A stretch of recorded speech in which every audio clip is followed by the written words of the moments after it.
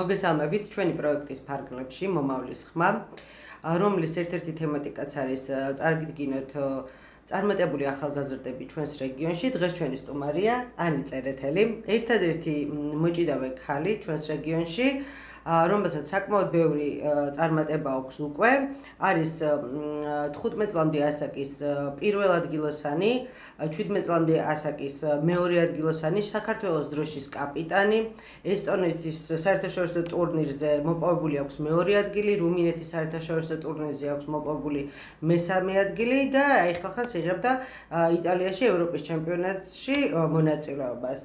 დანარჩენს თვითონ ანი მოგვიყვება თავის ცხოვრებაზე, თავის საქმიანობაზე და წარმატებაზე. მოგესალმები ანი.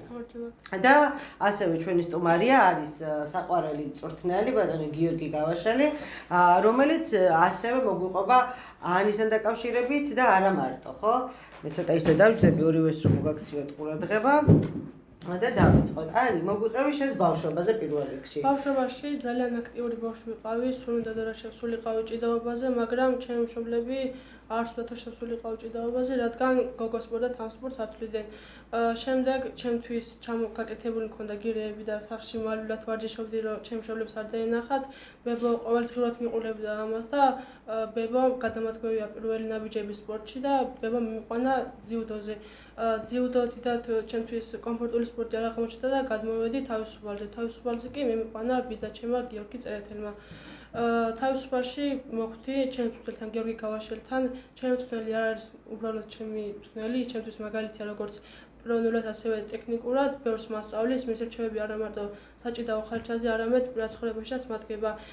მან არა მარტო სპორტსმენად ჩამოყალიბა, არამედ ადამიანურად და მიხარია, რომ მე მისი სახელით ვიზრდები.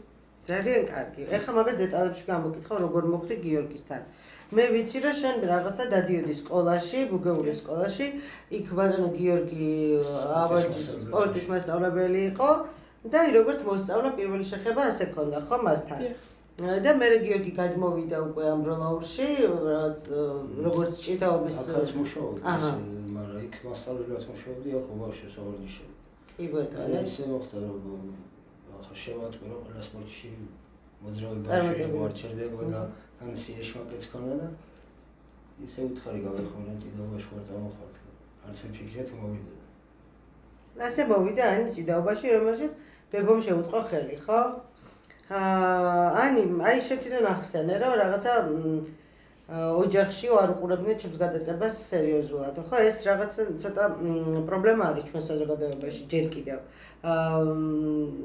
აი მაინტერესებს ახლა აი ამ მიმართულებით რა გზა გაიარე, ხო? გარდა ოჯახისა თუ ქონია რაღაცა ისეთი შემთხვევა, რომ აი შენ გარემოცვა საზოგადოება რაღაცა გარკვეული წნეხში გაქცევდა, რადგან როგორც საზოგადოებაში აღიქმება არ არის ძალისმიერი სპორტის სახეობები ქალის საქმე. რატომღაც ესე აღიქმება, არა და ფაქტია, რომ ძალიან ბევრი წარმატება გვაქვს. აი ამ მიმართულებით რომ მითხრა, რა გზა გაიარე? ჩემი მშობლები რო დავიწყე ჭიდაობა, მალევე შეიგუენ ამ სიტუაციას. ხალხისგან არანაირი ბულინგი არ მიმიღია, ჩვეულებრივ უყურებდნენ ამას და იმისთვის რა ქვია, ერთადერთი გოგო რო არ ამ ჭიდაობაში, სულაც არ არის ესე რა ქვია. სულაც არ არის პრობლემა, პირიქით. ხო, ოჯახი მალე შეუგვა. აი საზოგადოება მაგალითად თანატოლები არ ხონდათ არანაირი. ძალიან კარგი. ანუ ჩვენი საზოგადოება მზად ყოფილა რაჭაში. მიმღებლობა გქონია. აი თქვენ რა სიტყვით ბატონ გიორგი, ამ მიმართულებით თქვენ საკმაოდ დიდი გამოცდილება გექნებათ. მე მუშაობ 2012 წლიდან. წვრთნელად. ახლა რთული არის ჩემთვის, იმიტომ რომ გოგოსთან არ მქონია რანაირი შეხება არა სპორტში და ბიჭებთან რავი იოლი არის უფრო მუშაობა ჩემთვის, ვიდრე გოგოსთან. გოგოს მაინც გოგო ფაქიზია მაინც და მაგასენებად სხვანაირი ყურადღება უნდა და სხვანაირი ახსნა. ალბათ ფსიქოლოგიურადაც სხვა მიდგომა ჭირდება, ხო? მზადება ძალიან ბიჭებსაც უნდათ, მაგრამ გოგოს უფრო. ამ გამოცდილება რო არა ძალიან ცუდი არის. ხო, ეს იყო თქვენი პირველი შეგირდი. კი, და მივეჩვევი ალბათ თუ დავჭი არ ვიცი. კი ბატონო. ზოგადად აი რამდენად ანუ საქართველოში რამდენად პოპულარული არის ეს სახეობა ქალების მიმართულებით. ნუ ზოგადად ჭიდაობა საქართველოსთვის ერთ-ერთი რაღაცნაირი ისეთი საყვარელი საქართველოს საყვარელი სპორტია. რაჭაში განსაკუთრებით ნიჭიერი ბავშვები აღმოჩნდნენ ბოლო პერიოდში და ძალიან ბევრ წარმატებას მიაღწიეს ბიჭებმა. ძალიან ვამაყობთ ჩვენ რაჭვალები ამით. აი ქალთა მიმართულებით რა ხდება? ზოგადად ამ სპორტში, არა მარტო ჩვენს რეგიონში, ზოგადად აი რამდენად ისე უკვე აქტიური თუ ეხლა იყიდებს ფეხს აი როგორ არის? ანუ ეხლა იყიდებს ასე რომ ვთქვათ, რომ უფრო მომრავლიდან გოგოები არ იყვნენ და ახლა რა ვიცი, ყავს ჭიათურას აყავს მარტო 10 გოგო, 12 გოგო, თბილისს აყავს, ბაღდადს აყავს, ჩოხატაურს აყავს, ქუთაისს აყავს და რა რუსთავს აყავს და ყავს. ანუ უკვე რაღაცნაირად დაიძრა ეს მიმართულება, ხო? რამდენიმე ისეთი სპორტსმენიც გამოჩნდა, ვინც უკვე რაღაცა ყანაძე არის მაგალითად 17 წლამდე შიდავს ევროპის ჩემპიონი არის გოგო. ალბათ მაგალითი არის ეს სხვა გოგონებისთვის და ამიტომ რაღაცა გააქტიურდა და იმედია უფრო მომრავლდებიან და საქართველოს სახეს გაიტანეს საზღვარგარეთ. აი ორივეს მინდა გკითხოთ, რა არის აი ამ სპორტში წარმატების საიდუმლო? აი რა ჭირდება უმთავრესად რაზე დგას დისციპლინა, ეს რაღაცა ნიჭი თუ როგორ არის? აი ორივემ რო პირველ რიგში ალბათ დისციპლინა და მერე ნიჭი.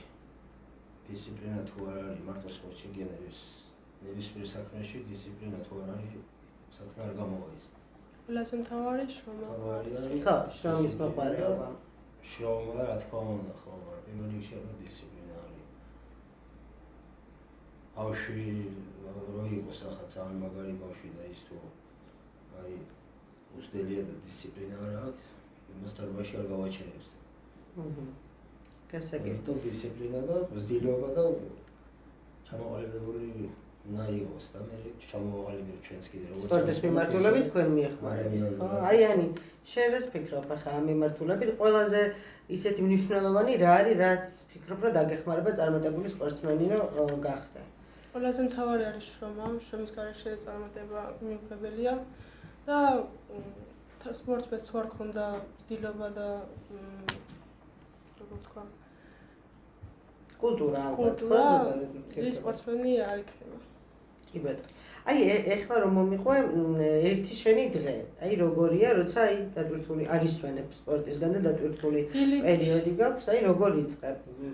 დილით ავდგები 8 საათზე, დავდები ვარ მოკლე მანძილს, მერე სკოლისთვის ვემზადები. ჩვენზე ზარიად გაქვია მაგას. ზარიად. სკოლაში მივდივარ, მერე სკოლა მithorდება 4:30-ზე, ხო 4-ზე მეწყება ჭიდაობა, ცოტა მაგვიანდება, მაგრამ მაინც ვუსებ ხოლმე. პატიებს ესე. 4-დან 6 ჩათვლით მაქვს ვარჯიშები, შემდეგ სახლში მოვდივარ, ვისვენებ და მერე ვიძინებ 10 საათზე. ხო, ანუ ამას რაღაცა რეჟიმის სახე აქვს, რომ ძლიერ უნდა დაგაკლდეს, კვებით ხელი შეუწყო და ასე შემდეგ, ხო, ესეა. აი მე მაინტერესებს ახლა რამდენად უთავსებ სწავლას და სპორტს. აი არის თუ არა ეს რაღაცა ალბათ ტურნირების მომზადების პერიოდში ცოტა რაღაცნაირად ხელშეწყობა გჭირდება, მაგრამ ზოგადად შენი აზრით და ალბათ გიორგისთანაც იგივე კითხვა მექნება, რამდენად არის სპორტსმენისთვის რაღაცა მნიშვნელოვანი განათლება? არასპორტული მიმართულებით. ცოტა არ იყოს მიჭირს სკოლა და ვარჯიში ერთად რო შევთავსო, მაგრამ ყოველთვის ვეცდები რომ სკოლაში დასვიარო და ვარჯიშებზეც, ამიტომ რომ ვარჯიშები გავაცდებ ხოლმე. ხო. ხო, მაგრამ ალბათ მნიშვნელოვანია განათლება, ხო, დაგჭირდება ზოგადად სპორტშიც. ალბათ მე ესე მგონია. თქვენ რა სიტყვით ბატონო გიორგი? მე ვფიქრობ, რომ აუცილებელი არის სწავლა. არის სპორტშიც უფრო დაეხმარება, სკოლაში თუ სწავლობს, სპორტშიც უფრო დაეხმარება. ანუ ისეთი რაღაცა არის, ახლა გონია ჭიდაობა, ასრულება და ეს არ უნდა, მაგრამ ვინც კარგად სწავლობს, ის უფრო კარგად ჭიდაობს. რა თქმა უნდა, ალბათ. უცხო ენა აუცილებელია, ერთი მაინც იცოდე უცხო ენა. ხო, როცა საერთაშორისო ასპარეზზე უკვე გადიხარ ტურნირებზე და იღებ მონაწილეობას, აუცილებლად სწავლა და განათლება უნდა ქონდეს. იმდენი მაინც უნდა ქონდეს, რომ ანუ რაღაცას რო შეგეკითხოს ნორმალური პასუხისმგებლობა, და წარმოდგენა ქონდეს რაღაცაზე, ან მეფე ვინ იყო და დიდი მოჭიდავები იყო რომ შეეკითხო რა ქონდეს ვიღაცა წარმოდია. კი, აუცილებლად ზოგადი განათლება არის. დიდი ჭავჭავაძე რომ შეეკითხო მინიყო და ვერ უთხრა სიცხული ხო არის. კი ბატონო. ani მე როგორც ხვდები შენს განვითარებაში არა მხოლოდ სპორტული მიმართულებით ძალიან დიდი როლი აქვს ზოგადად ბატონ გიორგის. ალბათ ბევრი რაღაცა ესეთი შემთხვევა იქნებოდა, როცა მისი რჩევა ძალიან გამოგადგა, მაგრამ აი თუ ყოფილა ესეთი მაგალითად შეჯიბრზე, ტურნირზე ესეთი შემთხვევა, რომ აი მისი რჩევა ყოფილა გადამწყვეტი, ან მისი მითითება გადამწყვეტი ყოფილა შენთვის აი რაღაცა მოგების ამბავში. ბევრი მაგალითი მაქვს მაგისთვის, ერთ-ერთ ვიტყვი, საქართველოს ჩემპიონატი იყო, ფინალში ჭიდაობდი და ანუ შიგნიდან არ ჩანს ისე მათ გარედან უფრო კარგად ჩანს როგორ ჭიდაობენ და ერთი რო დამიზახა, რო გავაკეთე ისილეთი, ივან მომაგებია. ნახევარფინალი. ანუ ნახევარფინალში მის მერჩევამ ძალიან დიდი შედეგი მოიგიტანა, ხო? კი ბატონო. კიდევ რა მაინტერესებს? აი ეხლა ამ მომენტისთვის ყველაზე ისეთი სამომავლო გეგმა აი რაც გაქვთ დასახული, რომ აი რაც არის აუცილებლად მისაღწევი ესეთი გეგმა რა არის თქვენთვის? ალბათ საქართველოს პირველ რიგში რა თქმა უნდა საქართველო და მე ევროპა იქნება და რა სოფლიო და ani შენთვის რა არის ხა პირველი და მე შეგეკითხები უკვე რაღაცა სამომავლო ყველაზე დიდი გეგმა და ოცნება შენთვის. ჩემთვის საქართველოს ჩემპიონატია ჯერ პირველი და შემდეგ ევროპის და მსოფლიო. ხო, ეს არის ამ ეტაპზე პირველი. კიდევ მაინტერესებს აი რას ურჩევდით ბავშვებს, რომელიც ეხლა ფიქრობს ამ სპორტით დაკავდეს. რა ვიცი ჭიდაობით თუ არა მაინც და მაინც ნებისმიერი სპორტით დაკავდნენ, ჯანმრთელები იქნებიან, დიდი სპორტსმენები თუ არ გაიზრდებიან ცხოვრებაში, გამოადგება ჯანმრთელები იქნებიან და ჩამოყალიბებული ადამიანები იქნებიან. რა ყველა სპორტსმენი ვერ გამოდის და ხო, რა თქმა უნდა, ყველა შეიძლება იმიჯი არ მოაჩეს, მაგრამ სპორტული ცხოვრება ალბათ სხვა იმისკენ არ იქნება მიმართულება ან კოჩისკენ და ათასებადურება ხდება და იქნებიან ნორმალური ადამიანები და პიროვნებები გაიზრდებიან. სპორტსმენები თუ არ გამოვლენ, კი ბატონო. შენ რა სიტყვიანი? ეს იგივე სურჩევ. აი შენ იცი უფრო როგორ შეგეკითხები, აი გოგონებს რა სიტყვი, რა აი სპორტში გოგო, ანუ გარკვეულ სახეობებში მაინც აი წეღანად ვსაუბრობდით, ხო? აი რა სიტყვი გოგონებს, ვისაც უფიქრი არ მოწონს, ან რაღაცა თავისთვის ცდილობს და ფიქრობს რომ რაღაცნაირად გამოსდის, მაგრამ ურჩევ რომ შევიდეს ჭიდაობაზე, არა მარტო ჭიდაობაზე, სხვა სპორტშიც და მიყვეს ამ სპორტს, გახდეს ჩემპიონი და საზღვარგარეთ ააფრიალოს საქართველოს დროში. ეს ალბათ ყველაზე ისეთი ისა. რას გზნობს ხოლმე ამ დროს სპორტსმენი, აი როცა შენი ქვეყნის დროშას ააფრიალებ ფარგლებს გარეთ. ტანში ჟუჟანტელი მივლის ხოლმე მაგ დროშას ვაფრიალებთ ხოლმე და რა ვიცი, ძალიან კარგი არის, ძალიან კარგი შეგრძნება არის. საქართველოსთვის და ქართველებისთვის და სპორტსმენებისთვის. და აი რას ნიშნავს შენთვის აი რაც ხდება ამ დროს შენს უკან? აი რაღაცა შენი გულშემატკივარი, აი ამას რა როლი აქვს სპორტსმენის ძალიან დიდი როლი აქვს ჩემთან, ანუ როცა გულშემატკივრობენ, ძალიან მიხარია, უფრო დიდ мотивაციას მაძლევენ რომ უფრო კარგად ვიჭიდაო და ხეჯებები მომიგო. ani რა მინდა გკითხო, აი ხო არ ყოფილა შენთვის რაღაცნაირად შემაფერხებელი ფაქტორი, ანუ უფრო სწორად რომ დავსვა კითხვა, ხო არ ფიქრობ, რომ აი მაგალითად შენ რო უფრო დიდ ქალაქში გეცხოვრა, ან რაღაცა სხვაგან ყოფილიყავი, აი რაღაცნაირად უფრო წარმატებული იქნებოდა შენი გზა. არა, საერთოდ არ ვფიქრობ. სულ ერთია გინდა სოფელშიც იყოს რეგიონში და გინდა თბილისში ან საზღვარგარეთ, მაინც წარმატებას მიაღწევს. სადაც შენს მოყარეობას ჩადებ, ხო? აი მე სპეციალურად ვთქვა ხოლმე ყოველთვის ამ კითხვას, იმიტომ რომ რატომღაც საზოგადოებაში ითვლება ასე, რომ აი რაღაცა რეგიონში მცხოვრები ბავშვები ცოტა დაჩაგვრილები არიან იმ მიმართულებით, რომ რაღაცა აქ კარგ განათლებას ვერ იღებენ და მე სულ პირიქით ვცდილობ ხოლმე, რომ იმის პოპულარიზაცია გავაკეთო, რომ არანაირად აქ არც სწავლაში ხელი არ ეშლებათ ბავშვებს, არც სპორტში, პირიქით ჩემი აზრით და აი ამის მინდა რომ თქვენი აზრი ჩვენს მსმენელს ერთი მხრივ კაი არის, ბევრი რაღაცები რო არ არის.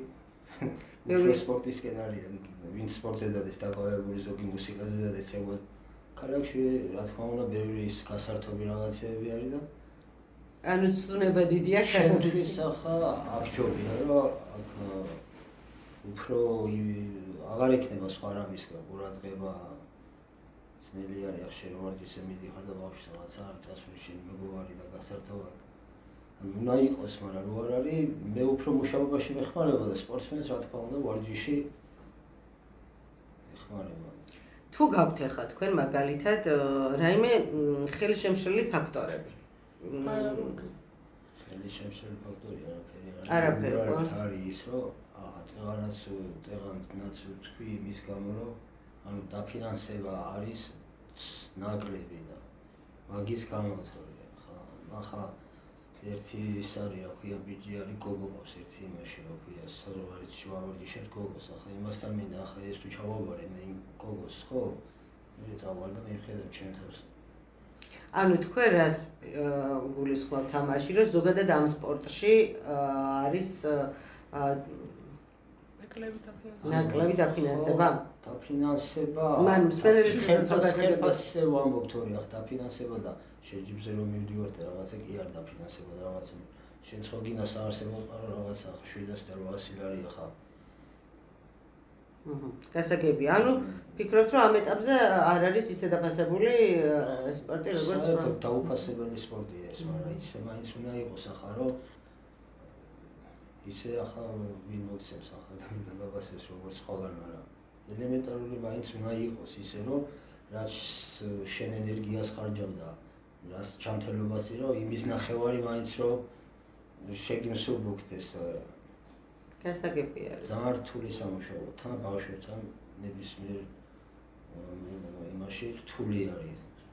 ცეკვაშიც რთული არის, მუსიკაშიც რთული არის, ფეხბურთშიც, ჭიდაობაში ძალიან რთული არის, იმიტომ რომ ტრამვებიანი სპორტი არის.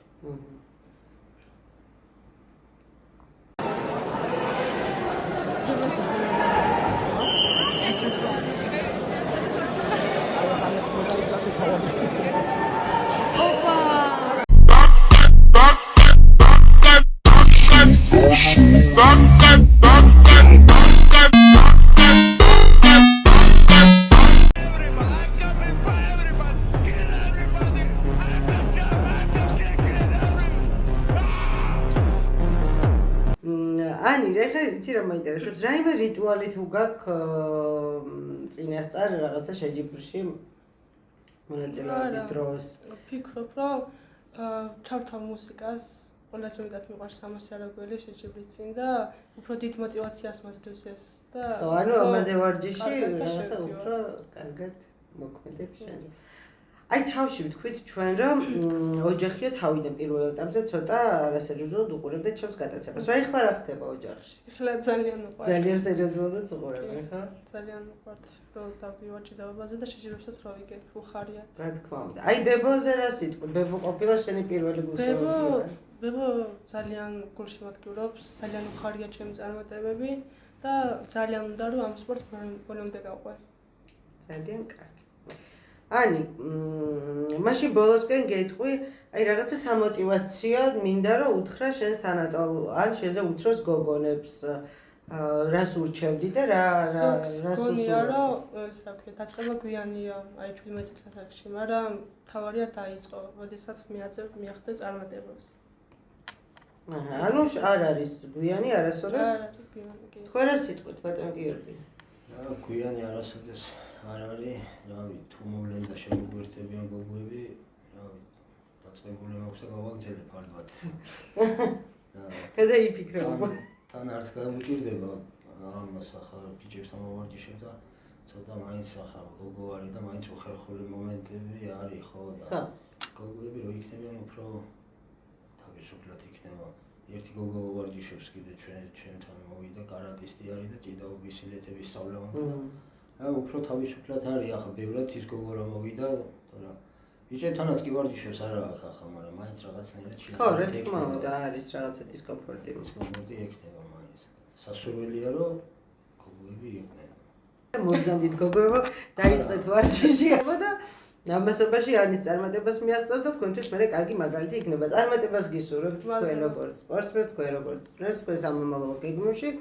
მე მართლა ვიმოდევნებ, რომ ბევრი ხალი იქნება სპორტში, ნაკლები ხელის შემშლელი ფაქტორი იქნება და ისეთი დაფასებული იქნება ყველაფერი, როგორც საჭიროა და მათ გაუხარდებათ. წარმატებები პირველ რიგში ეხლა ვიცი, რომ რაღაცა საქართველოს პირველობისთვის ემზადები და იმედი მაქვს, რომ ძალიან მალე ვიზეიმებთ შენ წარმატებას და გაახარებ რაჭას.